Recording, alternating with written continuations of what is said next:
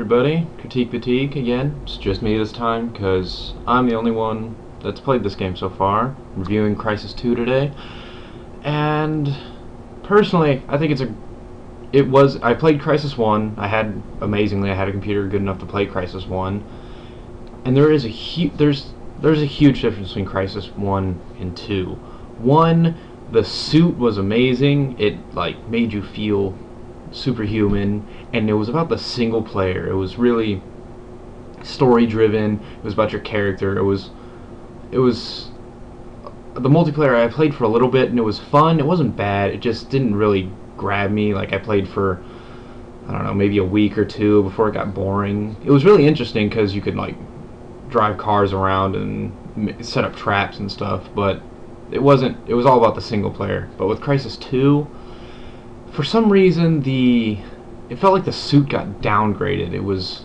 worse. The cloaking was worse. The armor, it just felt like the suit got downgraded, which doesn't make much sense considering it's been 3 years since the first game. It just didn't really work with me. But the suit still made you feel awesome because you were taking on all these guys and you're just one person.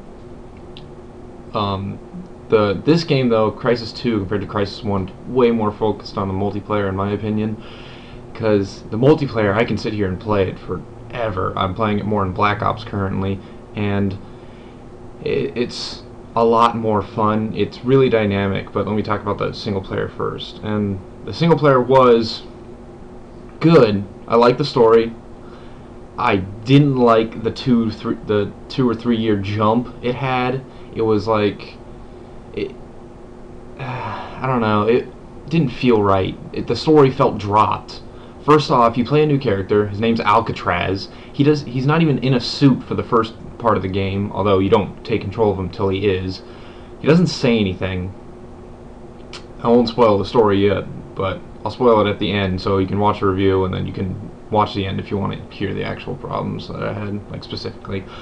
He didn't speak. He was always driven by somebody else. There was always someone on the radio go here, do this. And in the first game you played as Nomad, who figured everything out on his own. He had his own voice. He spoke.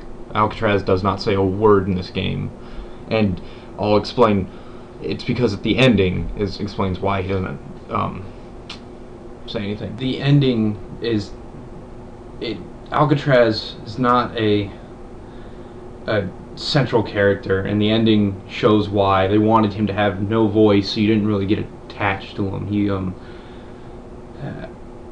The ending was different. I didn't expect it, that's for sure. At least I got an ending I didn't expect, because normally games these days are oh, this is gonna happen and this is gonna happen. Oh, that was obvious because the good guy always wins, and etc. And good guy does win in this, but just what happens to Alcatraz at the end, I'll hint at it before I spoil it. It involves Prophet, because you see Prophet at the beginning of the game. He saves you, and then he gives you the suit, and Prophet dies. He kills himself. And the end of the game involves Prophet again, and spoiler warning, skip the next 20 seconds or whatever, but Prophet assimilates into Alcatraz and becomes Alcatraz in the suit, because Alcatraz cannot take the suit off, and that's why he has no voice, because he's not a character. He becomes Prophet, and which is going to lead to Crysis 3, where you actually play as Prophet, which everyone thought Crysis 2 would be about. You don't play Prophet, you play Alcatraz, who becomes Prophet.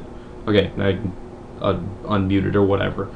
And it was interesting, although I didn't like the fact he didn't say anything. He was guided, and I thought we got, in this day and age, I thought we got away from your guy doesn't say anything and you're this voiceless nothing that just gets pulled along like a marionette. But and my only other problem with the single player were the voices of the characters were so stereotypical. You had the old guy who sounded kind of redneck-ish, but he thought he was better than everyone. You had the mercenary who's all badass and had the biggest gun, and then it doesn't wear armor, of course, because he's so badass. And then you had the colonel, who sounds exactly like every colonel from every movie ever. It was just, the voices kind of grated against my head. And they ruined Prophet in this one. Prophet was awesome in the first one, and in this one, everyone in this game sounded like they were some drug. They're like, yeah, man, they're everywhere, dude. It's crazy. I was peeling my brain out at that point. I almost wanted to mute it and just read the subtitles, but the subtitles were worse because the subtitles didn't even match what they were saying.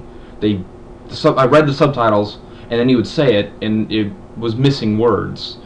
It was kind of ridiculous, but the game itself is great, and the single player gameplay and story are fairly good, and I recommend the single player. Now the multiplayer, I highly recommend. I even recommend it over Black Ops for now. Black Ops is probably going to come out with another map pack, and I'll go back to that, but for now, Crysis 2, the multiplayer is so dynamic and fun. I have so much fun with it, even though I lag, because I have terrible internet, and everybody knows it, but well, actually, that's one thing. I have terrible internet, but it doesn't feel like you're lagging. Black Ops, when you lag, you jump back and forth, and you like go all over the place, and it's absolutely it's so aggravating to lag in Black Ops because you know you're lagging, and you know you're screwed. Crysis, I have terrible internet, but I don't see it. It runs at like a perfect, probably I want to say a 45 to 50 frames per second, and it's just smooth even when you're lagging. You can tell when you try shooting people, there's some delay between like pulling the trigger and then seeing the damage indicator come up and all that, but it doesn't feel like you're lagging, which is nice for someone like me who has not the greatest internet ever. And otherwise, multiplayer, it really makes it's basically a conglomeration of Halo and Black Ops put together, and it's like the best thing ever because you have a suit which has a shield. It's armor mode. Armor mode, it's not like how it was in Crysis 1. In this, you put on armor mode, and it doesn't make it where you have to get through the armor and then you get through the person. Its armor mode will last as long as your energy lasts, but it just makes you able to take maybe like 10 more shots. It doesn't mean you have to go through 100 energy and then 100 health to kill them. It's just survivability.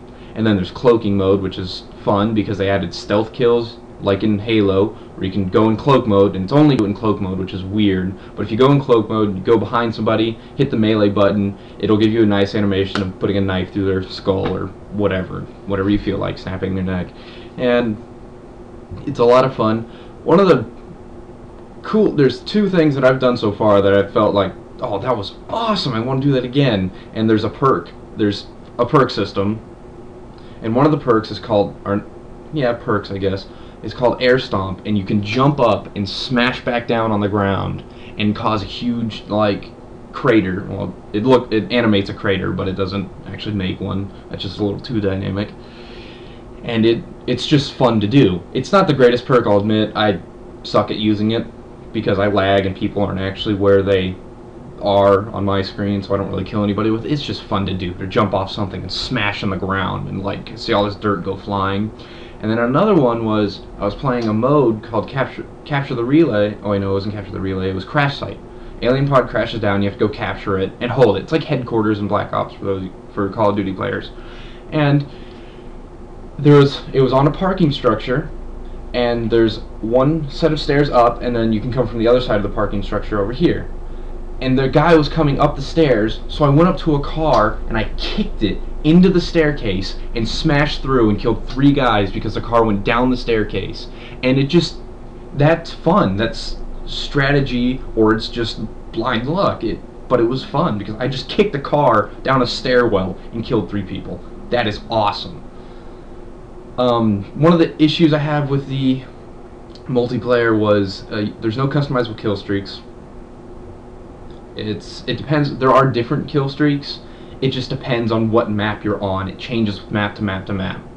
But you're guaranteed maximum radar, which is UAV or spy plane, and then you get one like a nanosuit jammer, which will take away all the energy of a enemy nanosuit in a certain area.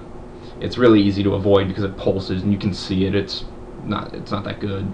There's maximum nanosuit where all your abilities get a huge bonus. There's a lot of cool kill streaks. I just wish you could customize them, but Another one of the problems is you can't do split screen at all. You can't do even a private match split screen, which that just sucks, honestly, because I don't know. Multiplayer is what people want. Like if you go to a party, you're like, hey, let's play Crysis. Oh wait, we can't because we can't. We'd have to have 4 Xboxes for 4 people to play. That's just not fun. But all in all, Crysis 2, multiplayer and single player, I recommend them both. They are quite amazing. And for now, multiplayer has replaced Black Ops multiplayer, although I wish there was a mode like Zombies where you can play just solo, or a co-op mode like Spec Ops was in Modern Warfare 2. Just something to play with a friend together, because there is no co-op. But otherwise, recommend the game. Great game.